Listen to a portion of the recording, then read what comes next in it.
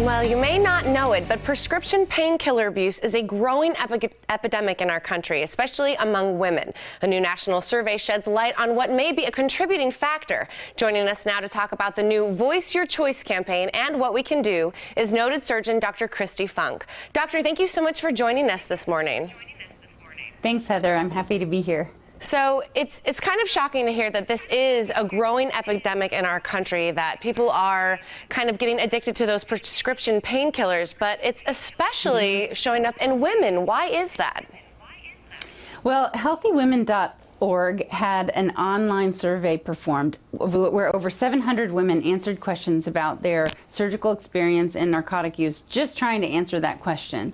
And what they found is rather revealing. So 90% of respondents said, yeah, I know that narcotics can lead to addiction and I'd rather not take them. And yet 80% of them did. And everybody said, I'd like to have a voice in deciding what my post-operative pain control will be. Yet over 70% of them never had that conversation.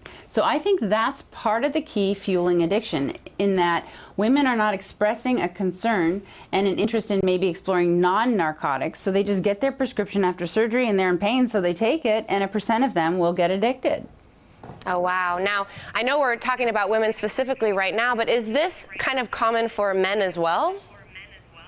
Addiction is common for men as well. This is a national epidemic. 70 million prescriptions for narcotic are written every year, and 1 in 15 who takes them will get addicted. So it affects both men and women.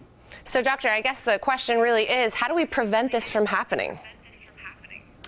I think prevention in part is due to us having this conversation right now. So we need to educate and empower patients to ask questions and try to avoid the need for narcotic. HealthyWomen.org has a pain center on their website. You go there, you can learn about questions to ask your doctor. I would suggest some simple ones. They're not threatening. Your surgeon isn't going to be off-put by being asked, hey, how much pain do you think I'll be in? How long do you think it'll last? And what's the plan to control my pain? Be your own advocate. Well, I think it's interesting that you bring up, it's just getting the conversation started sometimes is the most difficult part. But why do you think that is, that we're having such a difficult time talking about this, and especially with our surgeons?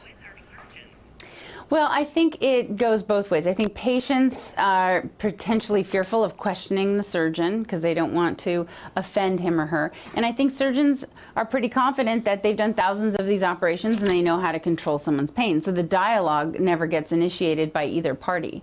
But there are reasons to talk, because there is something called multimodal therapy, whereby a number of medications are used immediately prior, during, and then after surgery to control pain so well that you may not even need any narcotic after surgery.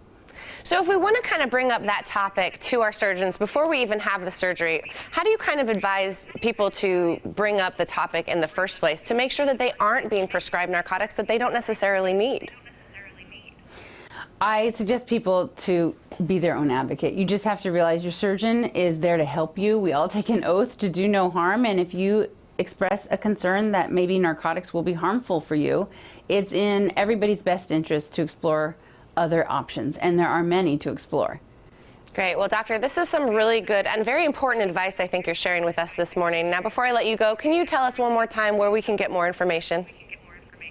HealthyWomen.org, fabulous website packed with information to empower you to be pain-free and narcotic-free. Well, I love it. Doctor, thank you so much for taking the time to come on and speak with our viewers this morning. Thanks, Heather. Now stay with us. We have more Morning Blend right after this.